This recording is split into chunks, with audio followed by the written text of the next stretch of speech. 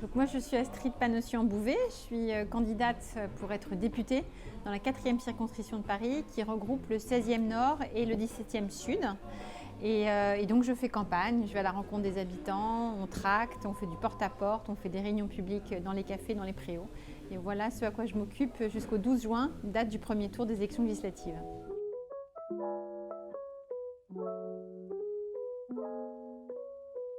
Moi, je veux me battre parce que je viens d'un milieu modeste, parce que l'école m'a tout appris. Et donc moi, je veux me battre pour une société où la liberté arrive dans la vie de tous, et y compris des plus humbles. C'est comme ça qu'on peut mesurer une société juste, quand on est en mesure de pouvoir choisir ce qu'on veut à chaque étape de sa vie, sans être contraint par des déterminismes sociaux, scolaires, géographiques. Et donc c'est ce pourquoi je veux me battre, et ça passe par l'école, ça passe par des services publics comme la santé, c'est important, et puis ça passe par une planète vivable et durable. Donc ce sont voilà les motifs de mes combats aujourd'hui.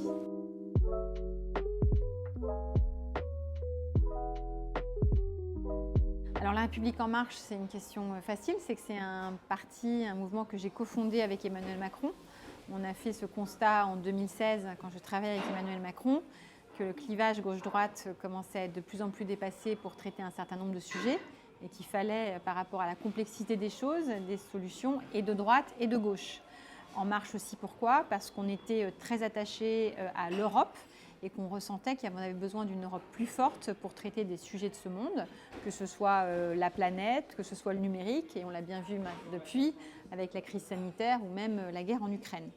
Et donc ça, c'est pourquoi En Marche, c'est parce que j'ai eu ce grand bonheur et ce grand honneur de créer le mouvement avec Emmanuel Macron. Et pourquoi ici ? Parce que c'est mon lieu de vie. J'y ai habité 12 ans dans le côté 16e.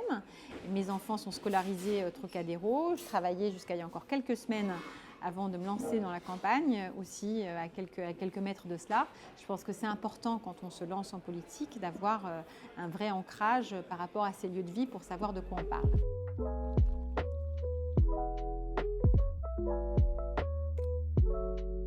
Alors, la question que vous relevez, c'est celle du conflit d'intérêts. Et je pense qu'il faut être extrêmement strict sur la question du conflit d'intérêts et en même temps favoriser le passage du public vers le privé ou le privé vers le public. On a vraiment à bénéficier de gens qui viennent du secteur privé et qui vont faire de la politique, ou du secteur associatif et qui vont faire de la politique. Et en même temps, il faut que ceux qui ne veulent plus faire de la politique puissent retourner dans leur vie civile d'avant. Et l'exemple que vous donnez ici, c'est quelqu'un qui, je crois, était pilote.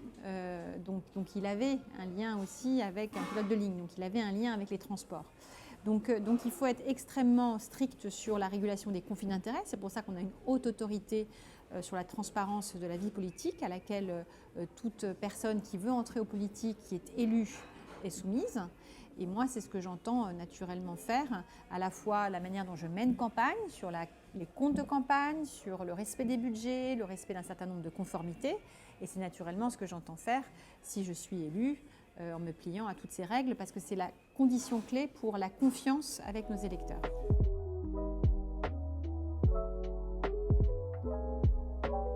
Alors moi, il y a une expression qu'on dit en anglais, mais moi je vais la dire en français, c'est penser global, agir local. Et je pense que l'Europe, sur la question de l'écologie, nous donne les moyens d'action. Je pense notamment aux accords climat par rapport à des mastodontes comme la Chine, comme les États-Unis, d'agir sur un certain nombre de trajectoires en termes de réduction de l'empreinte carbone et des engagements qu'on peut prendre au niveau international. Et il faut ensuite agir au niveau local, que ce soit au niveau du pays, mais aussi au niveau des territoires.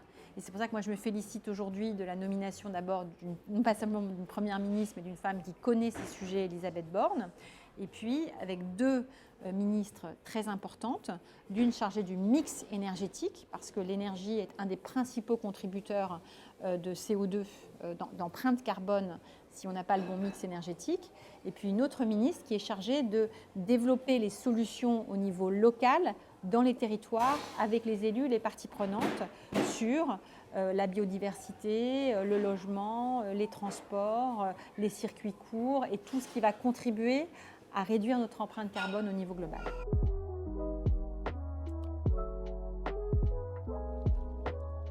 Alors, c'est une question très importante, hein.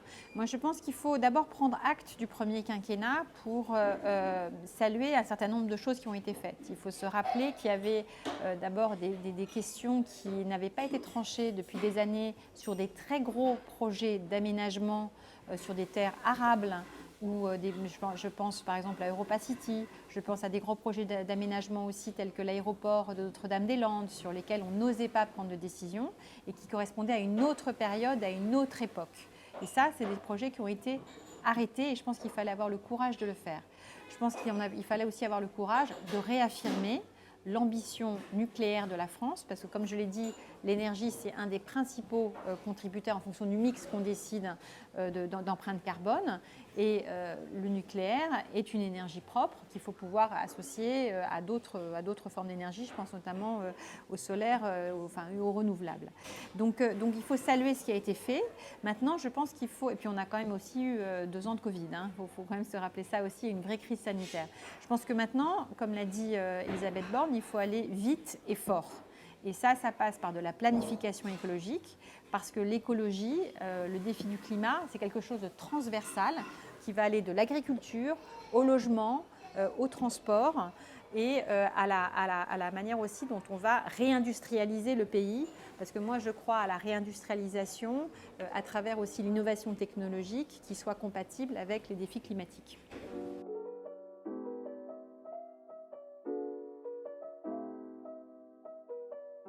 Donc on vient de se rendre compte avec les 2 crises très graves qu'on a traversées, qu'on traverse toujours avec la guerre en Ukraine, que la souveraineté, les questions de souveraineté, de se réapproprier les moyens de production sur le sol français, c'est à la fois une question d'indépendance politique et c'est également une question de climatique en fait. On le voit très clairement sur les hydrocarbures, les énergies fossiles, où on doit à la fois réduire notre dépendance face à des foyers d'approvisionnement.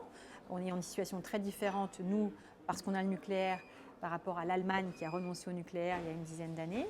Et donc ça doit permettre à la fois de réduire l'empreinte carbone, tout en étant capable d'avoir cette indépendance sur le plan énergétique.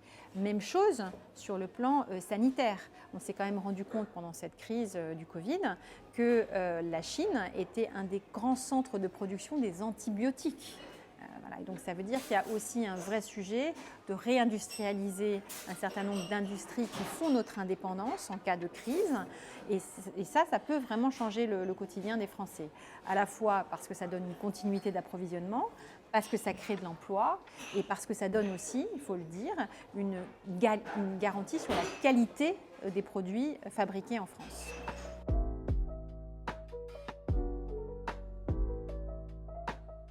Alors moi, j'envisagerais les résultats de cette campagne quand je verrai les résultats.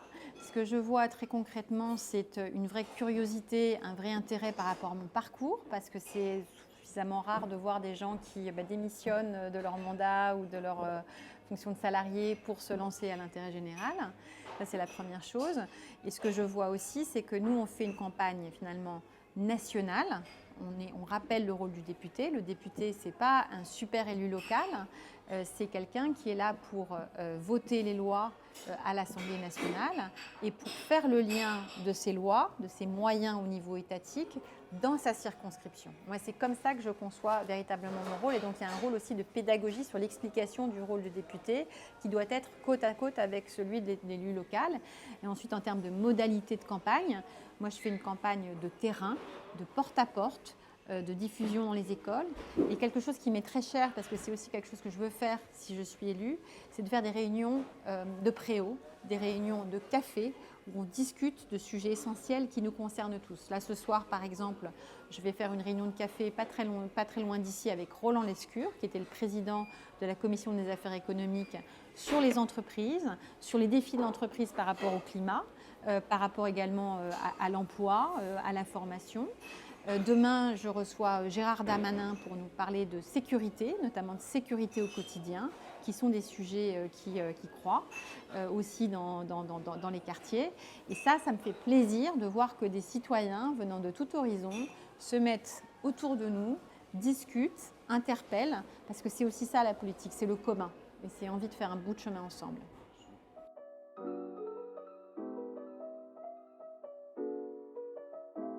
Alors, je pense qu'il y a d'abord une question d'exemplarité, on en a parlé.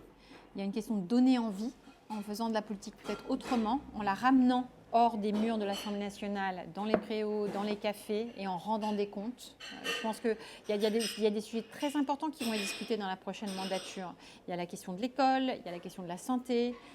Vous, ça ne vous concerne pas, mais ça concerne vos grands-parents ou vos arrière-grands-parents sur le grand âge. Et ça, je trouve ça essentiel, que ça ne se passe pas juste dans l'enceinte feutrée de l'Assemblée nationale, mais ici même, avec des gens comme vous, avec vos parents et des gens qui se sentent concernés.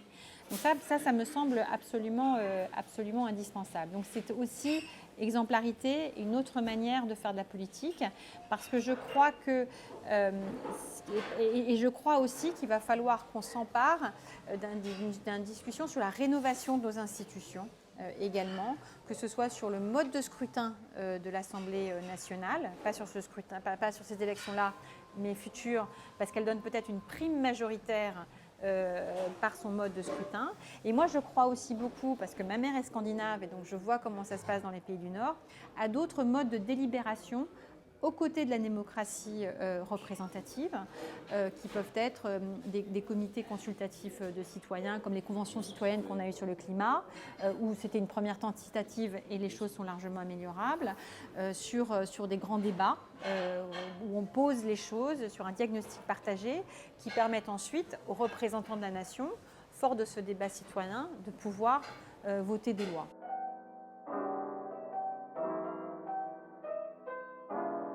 Je pense qu'on est pris entre deux injonctions contradictoires. L'injonction de la libération de la parole, et je pense que cette libération de la parole va au fur et à mesure que prévenir, parce que des personnes n'oseront plus par risque réputationnel ou par risque juridique. Et donc je pense que c'est ce qui va permettre aussi progressivement de tarir ce qui relève de quelque chose de visiblement très courant, quand on, en tout cas, une période donnée et même encore aujourd'hui.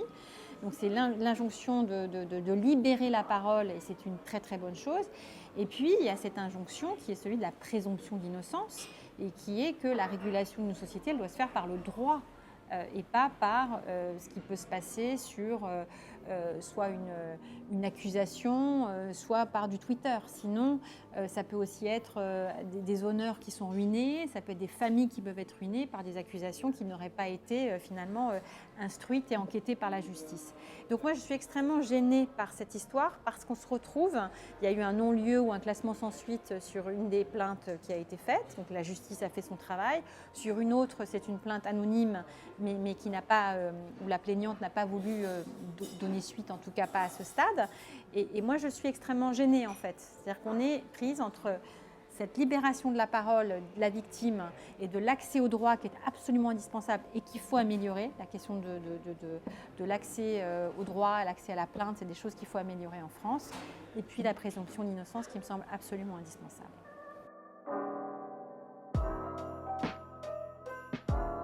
Alors, on m'a demandé de m'adresser à vous.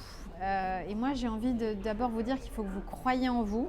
Vous avez cette jeunesse, cette énergie, cette capacité à faire bouger les lignes.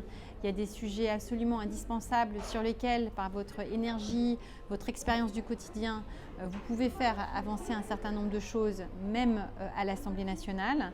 Je pense à la question de l'école, je pense à la question des lycées professionnels, je pense à la question de l'accès à l'enseignement supérieur et à votre première étape sur le marché du travail, parce que c'est la condition même de l'autonomie et d'une vie librement choisie. Et je pense naturellement à la question de l'écologie, où là aussi, vous pouvez faire bouger les lignes, parce qu'on a besoin de votre audace. Donc engagez-vous, croyez en vous, et oui, on peut faire changer un certain nombre de choses pour rendre le monde meilleur. Merci beaucoup.